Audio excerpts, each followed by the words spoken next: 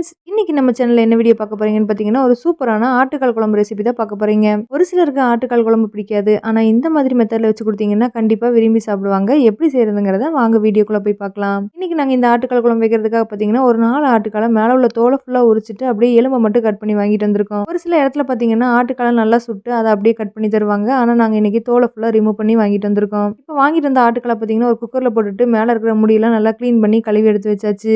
பொதுவா ஆட்டுக்கால் வாங்குனா எல்லாருமே அத சூப் எடுத்துட்டு அதுக்கப்புறமா தான் குழம்பு வைப்பாங்க.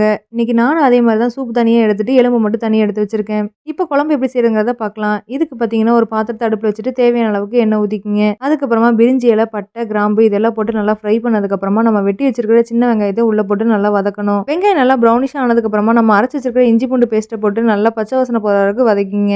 அதுக்கப்புறமா நம்ம வெட்டி வச்சிருக்கிற தக்காளி பழத்தையும் உள்ள போட்டு நல்லா மசிஞ்சு வர வரைக்கும் வதக்கிட்டு, நம்ம இப்ப தனியா எடுத்து வச்சிருக்கிற எலும்பையும் எடுத்து அது கூட ஆட் பண்ணிக்கங்க. இப்போ இதுல தேவையான அளவுக்கு மசாலா பொருள் ஆட் பண்ணணும். என்னென்னன்னு பார்த்தீங்கன்னா, மல்லித்தூள், மிளகாத்தூள், அதுக்கப்புறமா மட்டன் மசாலா இதெல்லாம் போட்டு நல்லா எண்ணெய் பிரிஞ்ச வர வரைக்கும் வதக்கிட்டு, அதுக்கு தேவையான அளவுக்கு தண்ணி ஊத்திக்கங்க. இது அப்படியே ஒரு 10 நிமிஷம் கொதிக்க விடுங்க. இது நல்லா கொதிச்சதுக்கு அப்புறமா நம்ம அரைச்சு வச்சிருக்கிற தேங்காய் பேஸ்ட்ட இது கூட ஆட் பண்ணி தேவையான அளவுக்கு உப்பும் ஆட் பண்ணிக்கங்க. இது எல்லாத்தையும் நல்லா மிக்ஸ் பண்ணிட்டு ஒரு 10 நிமிஷம் மூடி போட்டு கொதிக்க வச்சீங்கன்னா, குழம்பு நல்லா வத்தி வந்துரும். அதுக்கப்புறமா மல்லித்தழை போட்டு இறக்குனீங்கன்னா, சூப்பரான ஆட்டுக்கால் குழம்பு ரெடி ஆயிடுச்சு. இதே மாதிரி ட்ரை பண்ணி பாருங்க. இந்த மாதிரி வீடியோஸ் பார்க்கறதுக்கு நம்ம சேனல மறக்காம சப்ஸ்கிரைப் பண்ணிக்கோங்க.